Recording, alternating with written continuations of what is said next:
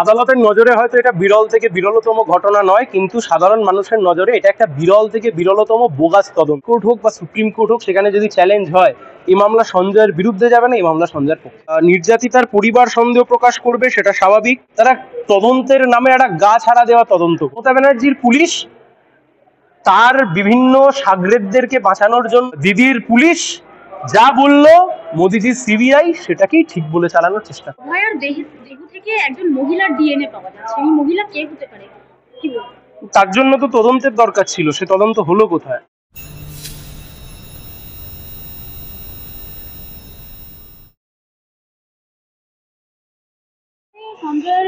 সঞ্জয়কে দোষী সাব্যস্ত করে সঞ্জয়ের যে সাজা ঘোষণা করা হয়েছে যাবজ্জীবন কারাদণ্ড, এবং সেই সাজাকে পাল্টা হিসেবে রাজ্য সরকার ফাঁসি দেওয়ার দাবিতে হাইকোর্টে দাঁড়ায়।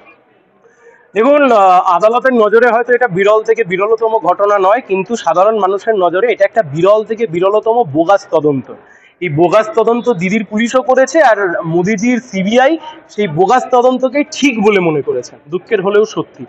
এবং জাজমেন্টে যা যা উঠে এসছে তা যদি পরবর্তীকালে আপনার হাইকোর্ট হোক বা সুপ্রিম কোর্ট হোক, সেখানে যদি চ্যালেঞ্জ হয় এই মামলা সঞ্জয়ের বিরুদ্ধে যাবে না, এই মামলা সঞ্জয়ের পক্ষে যাবে। রাজ্য সরকারের এই অতি সক্রিয়তাকে অভয়ের বাবা মা সন্দেহ প্রকাশ করছে। দেখুন, নির্যাতিতার পরিবার সন্দেহ প্রকাশ করবে, সেটা স্বাভাবিক। এবং তার সাথে এই জাজমেন্টের কপি যাদের হাতে রয়েছেন বা যারা এই জাজমেন্টের কপি পেয়েছেন, তারাও এই গোটা বিষয়টা নিয়ে তারা যে সন্দেহ প্রকাশ করবে সেটাও স্বাভাবিক। দিদির রাজ্যের পুলিশ, সেই পুলিশ কোনো রকমের কোনো তদন্ত করেনি, এভিডেন্ট, জাজমেন্টে লেখা রয়েছে। রূপালী মুখার্জি থেকে শুরু করে যারা এখানে ছিলেন, তারা তদন্তের নামে একটা গা ছাড়া দেওয়া তদন্ত করেছেন। এবং সিবিআই এর যিনি আইও ছিলেন, যাকে PW50 হিসেবে দেখিয়েছেন, তিনিও কোনো মানে ফার্দার ইনভেস্টিগেশন কিছু করেননি। শুধু যা যেটুকু পাওয়া গেছিল সেটাকেই একটা সাইন্টিফিক ভাবে একটা চেইন অফ সার্কামস্টান্সেস তৈরি করার চেষ্টা করেছেন।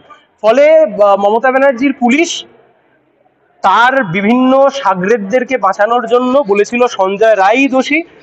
দিদির সিবিআই, এই দিদির পুলিশ যা বললো মোদিজির সিবিআই সেটাকেই ঠিক বলে চালানোর চেষ্টা করলো। আরেকটা শেষ প্রশ্ন যাবো, যে অভয়ার দেহ থেকে একজন মহিলার ডিএনএ পাওয়া যাচ্ছে, এই মহিলা কে হতে পারে কি বলবো? তার জন্য তো তদন্তের দরকার ছিল, সে তদন্ত হলো কোথায়? না দিদির পুলিশ এই তদন্ত করলো, না মোদিজির সিবিআই সেই তদন্ত করলো। আমি আবার বললাম, শুধুমাত্র এইটুকু পয়েন্ট, পরবর্তীকালে হায়ার কোর্টে যদি চ্যালেঞ্জ হয় তাহলে এই কিন্তু সঞ্জয়ের বিপক্ষে যাবে না, এটা সঞ্জয়ের পক্ষে আসবে। ধন্যবাদ।